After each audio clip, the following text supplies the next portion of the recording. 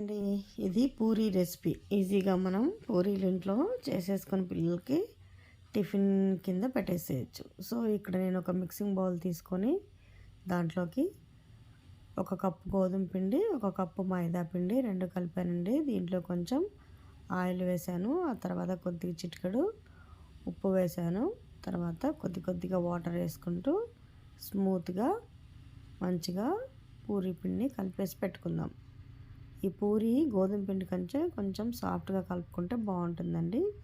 ఆ తర్వాత నేను ఇక్కడ స్టవ్ క్యాబిన్లోనే అంటే కిచెన్లో టేబుల్ మీదనే నేను పూరి చేసేస్తున్నాను. ముందుగా కలిపి పెట్టుకున్న పిండిని కొద్దిసేపు నానిన తర్వాత తీసి మొత్తం అంతా మెత్తగా మళ్ళీ ఒకసారి కలుపుకొని దాన్ని పీసెస్గా కట్ చేసి పెట్టుకుందాం. ఓకే, అన్నీ ఈవెన్గా కట్ చేసి పెట్టేసుకుంటే మనకు అన్ని పూరీలు ఒకే సైజులో వస్తాయన్నమాట. సో ఈ కట్ చేసి పెట్టుకున్న తర్వాత ఒకటొకటిగా మనం పూరీలు నాట్ చేసేసుకోవాలి. సో ఇక్కడ ఫస్ట్ ఒకటి తీసుకొని కొద్దిగా పొడి పిండి చల్లేసి దీన్ని చపాతీ కర్రతోని రౌండ్గా చేస్తున్నాను.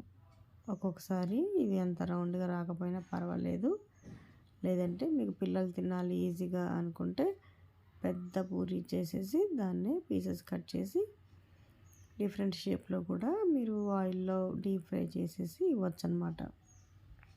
సో నేను ఇక్కడ చాలా చిన్న పీసెస్ తీసుకున్నాను. మనకి చపాతీ అంత పెద్దగా చేయాల్సిన పని లేదండి, ఈ సైజులో ఉంటే సరిపోతుంది.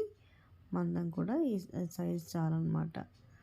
ఎందుకంటే మరీ పలుచగా వచ్చేసారనుకోండి పూరీలు అంతగా కాగవు, ఉప్పవు, లేదంటే మంచిగా బౌల్ లాగా రాదనమాట. సో ఇలా మనం పూరీలన్నీ ఒకటొకటిగా ఒత్తేసుకొని పక్కన పెట్టుకోవాలి. ఇంకొకటి కూడా తీసుకొని దానికి కొంచెం పొడిపిండి యాడ్ చేసి అదే చపాతీ కర్రతోని దీన్ని రౌండ్గా మళ్ళీ చేసేసుకొని చపాతీలాగా కొంచెం చిన్న సైజు అంతే. పూరి అంటే కొద్దిగా చిన్న సైజు ఉంటే సరిపోతుంది, మరీ పలసగా ఒత్తకండి, ఇలా అయితే సరిపోతుంది. సో ఇది కూడా రెడీ అయిపోయింది. ఇలా మిగిలినవన్నీ కూడా నేను ఒత్తేసి ఒక పక్కన ప్లేట్లో పెట్టుకున్నాను అనమాట. దీనికోసం మీరు పీటా చాటా పట్టుకొని హాల్లోకి లేకపోతే ఇంకొక రూమ్లోకి వెళ్ళి అక్కడ కింద కూర్చొని చేసుకొని మళ్ళీ వచ్చి ఇక్కడ ఆయిల్ పెట్టుకొని ఫ్రై చేయటం ఇవంతా ఎందుకండి, మనం ఇక్కడ స్టవ్ క్యాబిన్ల దగ్గరే మనం చేసేసుకోవచ్చు. ఈ స్టవ్ ఉన్న ప్లాట్ఫామ్ దగ్గర నేను చేసేస్తున్నాను. చాలా బాగా వచ్చాయి ఈ పూరీలన్నిటి కాలుద్దాం ఇప్పుడు. దానికోసం నేను ఒక ప్యాన్ పెట్టాను, దాంట్లో డీప్ ఫ్రైకి సరిపడా ఆయిల్ వేసేసుకోవాలి. ఈ పూరీలు కాల్చాలంటే ఆయిల్ బాగా వేడెక్కాలండి. ఆయిల్ వేడెక్కితే మన పూరీలు తొందరగా టకా కాల్చేసేయచ్చు. ఆయిల్ సరిపడా వేసుకోండి. ఆయిల్ బాగా వేడెక్కిన తర్వాత ఒక్కొక్కటిగా పూరీలు ఆయిల్లోకి వేసుకొని మనం ఈజీగా రెండు వైపులా కాల్చుకోవాలి. ఆయిల్ వేడెక్కింది, సో నేను ఇక్కడ పూరీలు వేసేస్తున్నాను.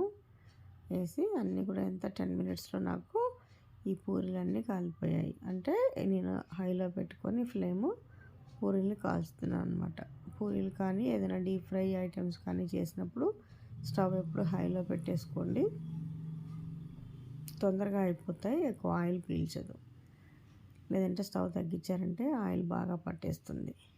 ఈ వేయించిన అన్నీ కూడా మీరు ఒక టిష్యూ పేపర్ వేసుకొని దాని మీద కాల్చినవన్నీ పక్కన పెట్టేసుకొని తినేటప్పుడు ఈజీగా ఉంటుంది.